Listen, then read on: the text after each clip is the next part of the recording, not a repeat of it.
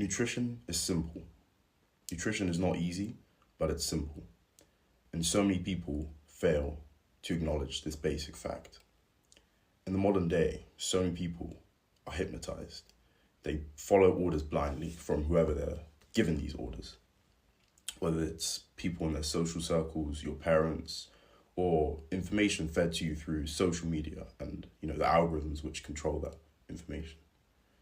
And this allows people to be controlled by whoever presents this information.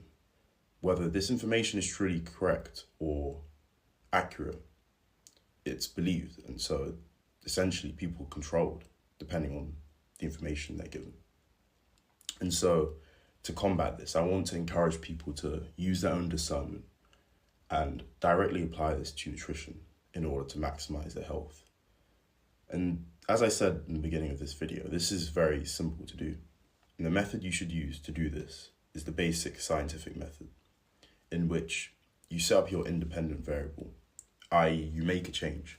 And as this video is about nutrition, I can relate this to, switching out one food for another, or, swapping an ingredient that you use regularly for another. A good example would be something like switching out your regular vegetable oil for an alternative like beef tallow or, butter ghee, for example, and you use that to cook with. And you have your dependent variable, which is your health, what you're measuring.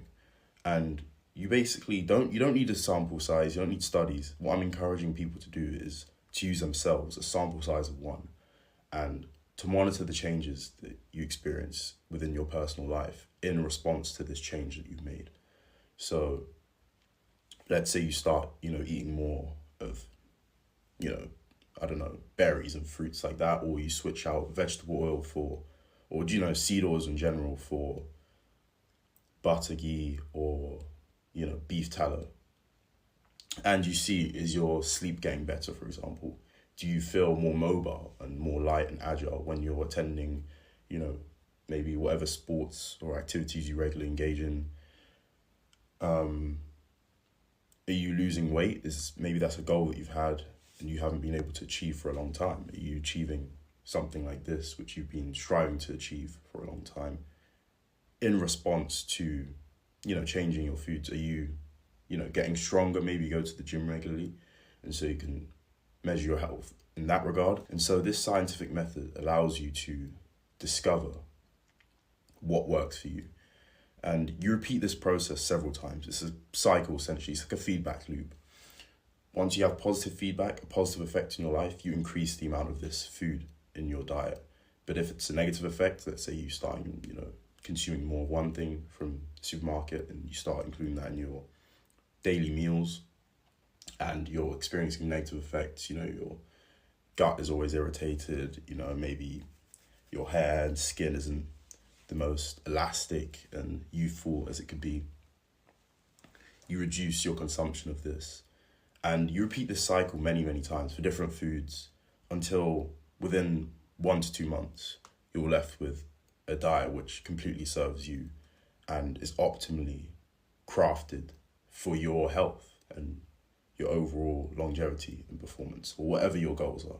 And the most important key fact regarding this scientific method is that you've not actually consumed any information or followed any orders. You've created the information and created the orders yourself.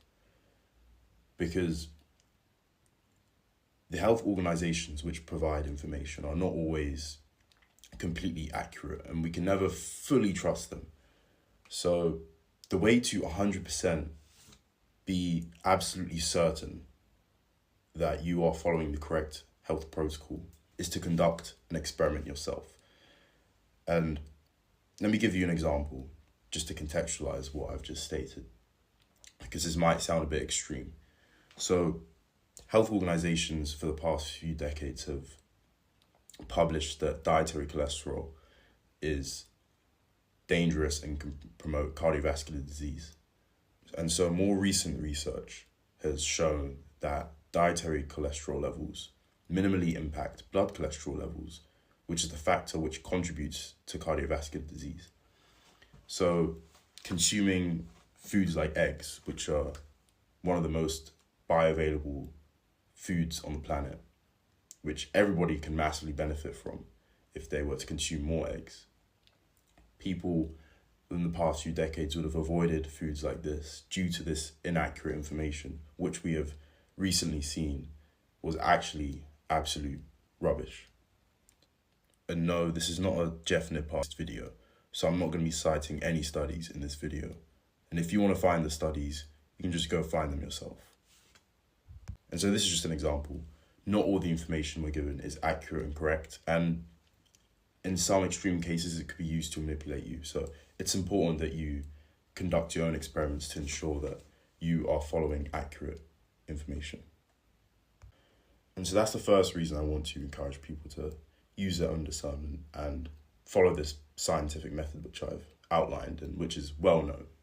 This is nothing groundbreaking, but it's a simple concept which people should apply to themselves more, I believe.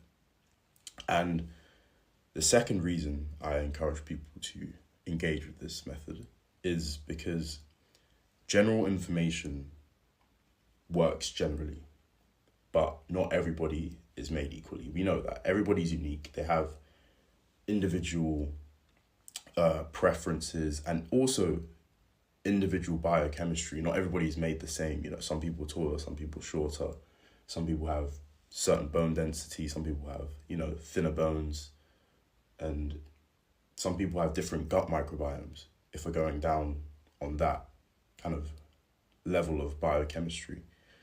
And so following general advice, you know, can obviously help. It's general advice because it applies to people in a broad sense, you know. For example, the advice that you should swap out ultra-processed foods for whole foods, which are organic or farmed naturally, you know, single ingredient foods. This is generally good advice, and it applies to everybody, essentially.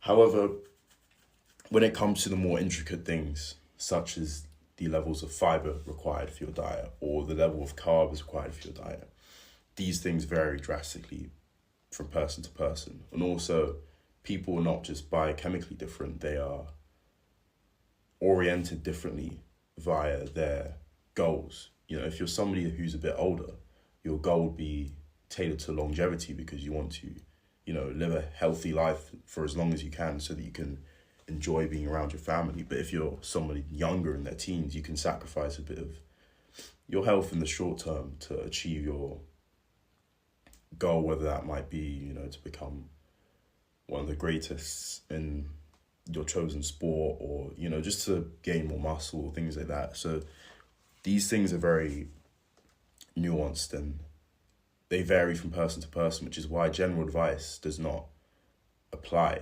directly because everybody is different. And so if you take general advice, it cannot 100% guarantee that you achieve your goals in the most optimal sense. Sure, it can help you achieve your goals, but not in the most optimally crafted sense, which is why I want to encourage people to use their own discernment and optimize smaller things for their own personal lives. This might be increasing your caloric intake rather than following the generic advice of 2,000 calories per person. You might want to increase your calories significantly by adding more animal fats in order to kind of optimize your performance for something like a combat sport. Or if you're a model, for example, you might want to engage in a low carb diet so that you can look as lean as possible for your photo shoots, and maybe have a high fat diet so that your skin looks more youthful and elastic. So overall, the premise of this video is to encourage people to individually inform themselves and their lifestyle choices.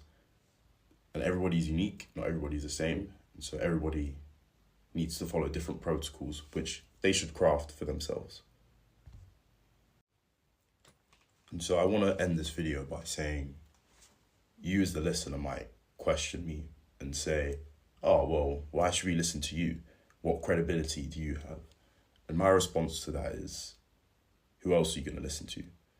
The information you've been fed has led you to the position which is suboptimal, a position which has led you looking for more answers. And so you might as well take a shot and try out my advice.